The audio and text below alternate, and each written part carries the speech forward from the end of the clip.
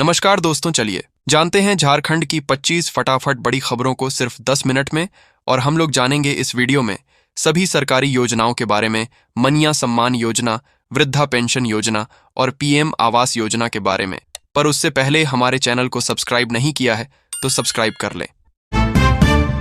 झारखंड में कड़ाके की ठंड बनी हुई है। अधिकतर जिलों में न्यूनतम तापमान 10 डिग्री से नीचे है। दिन में धूप निकलने से थोड़ी राहत मिल रही है, लेकिन शाम होते ही ठिठुरन बढ़ जाती है। मौसम केंद्र ने रांची समेत 6 जिलों में 9 जनवरी तक शीतलहर का येलो अलर्ट जारी किया है। सबसे कम तापमान हजारीबाग में 2.9 डिग्री दर्ज हुआ। शनिवार से ठंड में थोड़ी कमी की उम्मीद है।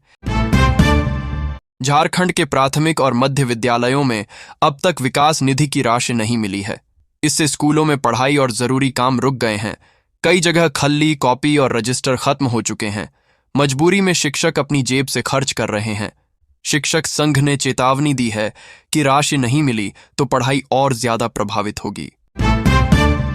बोकारो में युवाओं के लिए रोजगार मेला होगा। 9 जनवरी को नियोजनालय परिसर कैंप 2 में यह एक दिन का मेला लगेगा। इसमें 2 कंपनियां 1000 पदों पर भर्ती करेंगी। ITI और 12वीं पास युवा आवेदन कर सकते हैं। चयनित उम्मीदवारों को जमशेदपुर में काम मिलेगा। पहली कंपनी 13,500 रुपये और दूसरी कंपनी 13,000 रुपये मासिक वेतन देगी। सोने और चांदी के दाम तेजी से बढ़ रहे हैं। रांची में 22 कैरेट सोना प्रति 10 ग्राम 1,29,350 रुपये और 24 कैरेट सोना 1,35,820 रुपये है। चांदी प्रति किलो 2,83,000 रुपये में बिक रही है। बोकारो, जमशेदपुर और देवघर में भी अलग अलग दाम हैं। गहने खरीदते समय हॉलमार्क जरूर देखें। रांची में रक्षा राज्य मंत्री संजय सेठ ने कहा कि विकसित भारत जी राम जी ग्रामीण मजदूरों के लिए नई और मजबूत योजना है। इसमें साल में 125 दिन काम की गारंटी है। 1 हफ्ते में मजदूरी भुगतान होगा। देर होने पर मुआवजा मिलेगा। योजना गांव स्तर पर बनेगी।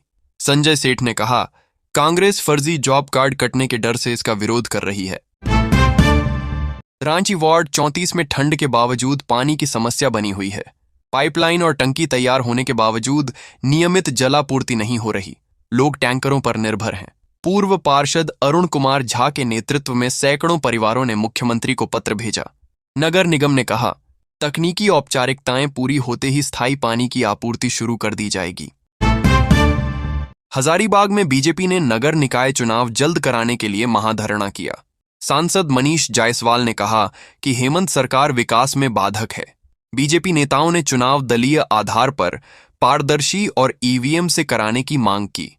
बरकट्ठा और कोडरमा विधायक ने भी जल्द चुनाव और बैलेट पेपर की बजाय ईवीएम की बात कही। सभी ने सरकार की मंशा पर सवाल उठाए।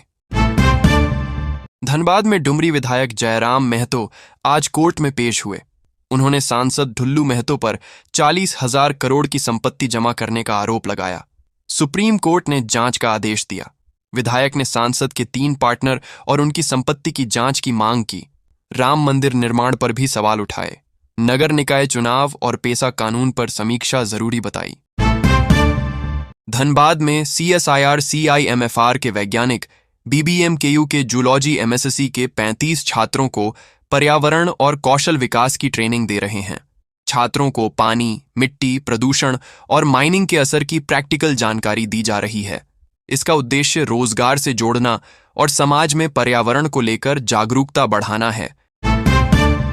रांची शहर के बार और रेस्टोरेंट में हो रही मारपीट पर पुलिस ने सख्ती दिखाई है।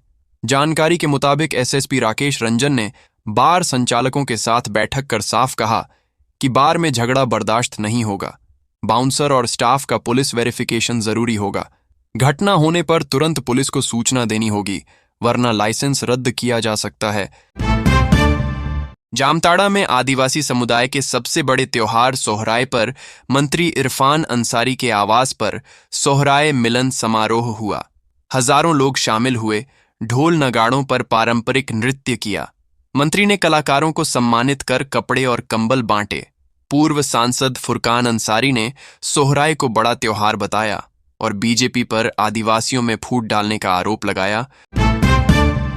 झारखंड में विशेष गहन पुनरीक्षण कार्यक्रम के बावजूद नगर निकाय चुनाव कराए जाएंगे।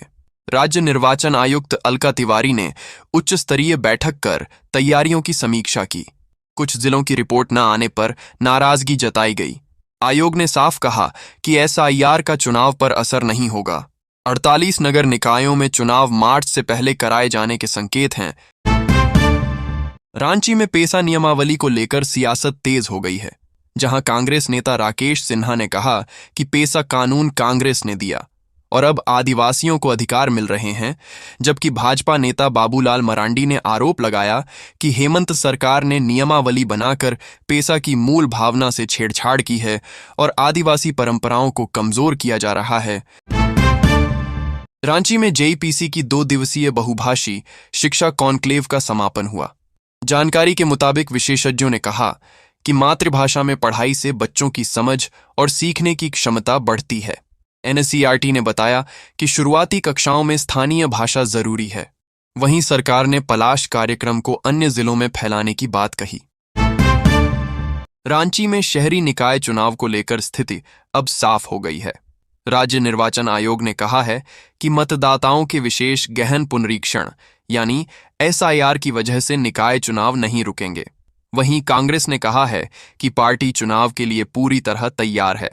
सहयोगी दलों के साथ तालमेल बनाकर कांग्रेस समर्थित उम्मीदवारों को जिताने की रणनीति बनाई जा रही है। धनबाद में पूर्व मुख्यमंत्री चंपाई सोरेन ने पेसा नियमावली पर सरकार पर हमला बोला। उन्होंने कहा कि यह नियम आदिवासियों के अस्तित्व, रीति रिवाज और ग्राम सभा की ताकत को कमजोर करता है। जानकारी के मुताबिक नियमावली में बाहरी लोगों को जगह दी गई है। अब ग्राम सभा के अधिकार घटे हैं और जमीन व संसाधनों पर सरकार का नियंत्रण बढ़ा है। रेलवे में 10 साल बाद कैडर रीस्ट्रक्चरिंग की तैयारी शुरू हो गई है। रेलवे बोर्ड ने प्रस्ताव एनएफआईआर को भेजा है। सहमति बनने पर दिसंबर 2026 से प्रमोशन का लाभ मिलेगा। जानकारी के मुताबिक करीब 35% रेलकर्मियों को पदोन्नति का फायदा होगा। लेवल में बदलाव, नए पद सृजन और प्रमोशन के रास्ते खोलने की मांग रखी गई है। कोडरमा में झारखंड टीम ने सैयद मुश्ताक अली T20 ट्रॉफी जीती है। राज्य के खिलाड़ियों का मनोबल बढ़ाने के लिए ट्रॉफी सभी जिलों में घुमाई जा रही है। गुरुवार को ट्रॉफी कोडरमा के जिमखाना क्लब में लाई गई। खिलाड़ियों और खेल प्रेमियों ने इसे देखा और तस्वीर खिंचवाई। जिला प्रशासन और जेएससीए पदाधिकारी भी मौजूद थे। सभी ने इसे देखकर उत्साह और प्रेरणा महसूस की। रांची में नगर निकाय चुनाव की तैयारियां पूरी हो रही हैं।